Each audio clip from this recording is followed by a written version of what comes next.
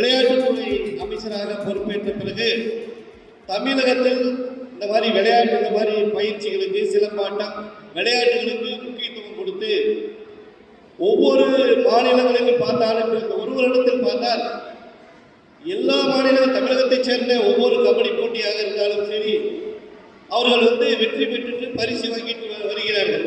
அவர்களை பாராட்டி மாண்புமிகு துணை முதலமைச்சர் அவர்களுக்கு ஊக்கப்படுத்தும் விதமாக ஊக்கத்தொகை கொடுத்து மிக சிறப்பாக செயல்பட்டுக் கொண்டிருக்கிறார்.